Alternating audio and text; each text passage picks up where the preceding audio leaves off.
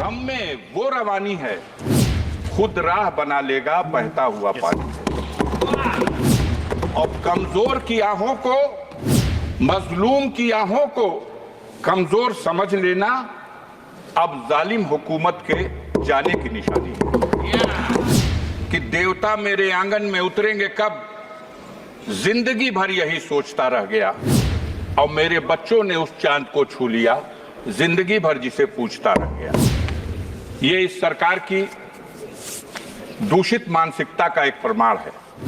वैसे भी हमारे देश में विडंबना का विषय यह है कि दोहरी शिक्षा नीति लागू है। एक तरफ वो शिक्षा जो सरकारी स्कूलों के माध्यम से गांव में रहने वाले गरीबों के लिए उपलब्ध है, जहां आज भी हाथ में कटोरा और पीठ पर बोरा गरीब किसान का बच्चा स्कूलों में जाता है तो क से कबूतर, ख से खरहा और ग से गधा पढ़ाया जाता है। दोस्तों, एक पानी की बोतल की कीमत कब तक रहती है? जब तक उसके अंदर पानी होता है। एक बार पानी पीने के बाद लोग बोतल को फेंक दिया करते हैं। इसी धन्यवाद।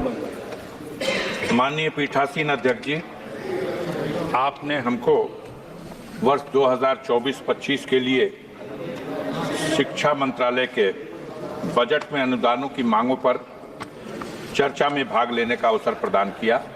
मैं इसके लिए आपका आभारी हूं।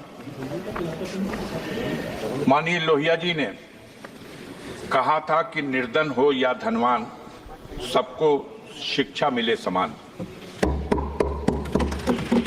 आज ये दुख का विषय है कि शिक्षा विभाग ने अनुदानों के लिए जो अपने बजट में प्राविधान किया है, उसमें यह अफसोसनाक स्थिति है कि SC, ST और OBC के लिए जहां बजट में वृद्धि करने की आवश्यकता थी, वहां उनके लिए निर्धारित बजट में भारी कटौती की गई है।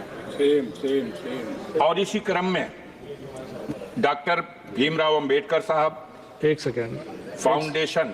सेकेंड अभय कुमार जी, इसका बजट जो पहले से ही बहुत कम था, इससे पहले मात्र भी 40 करोड़ रुपया। इससे पहले भी माननीय स्पीकर जी साहब ने बताया कि जब सदस्य बात करते हैं एक हाथ जेब में ना रखें। इस बहरहाल इस बार ये 40 करोड़ का भी जो बजट था, इसे घटा करके अब 30 करोड़ कर दिया गया। एक मानसिकता का पता चलता है। यह भी देखने की बात है कि इस बजट में अल्पसंख्यकों की शिक्षा के लिए उसमें भी पहले की तुलना में भारी कटौती की गई, जबकि उसमें व्यापक वृद्धि की आवश्यकता थी। बजट में SC, ST, OBC को जो मुफ्त कोचिंग के माध्यम से उनको शिक्षा के लिए सहूलियत प्रदान करने का जो बजट था, वो भी पहले से बहुत कम था। लेकिन अफसोस की बात है कि जो था 47 करोड़ रुपया, उसे भी घटा करके अब मात्र 35 करोड़ रुपया कर दिया गया। इस प्रकार अगर देखा जाए तो टॉप क्लास की एजुकेशन के क्षेत्र में भी SC, ST के लिए जो पहले 111 करोड़ रुपए का बजट में प्राविधान था, अब उसमें भी बड़ी कटौती कर दी गई है। मानवर, आपके माध्यम से हम दो पंक्ति की कविता के साथ अपना भाव, अपना विचार सदन में रखना चाहते हैं कि देवता मेरे आंगन में उतरेंगे कब, जिंदगी भर यही सोचता रह गया। और मेरे बच्चों ने उस चांद को छू लिया, जिंदगी भर जिसे पूछता रह गया।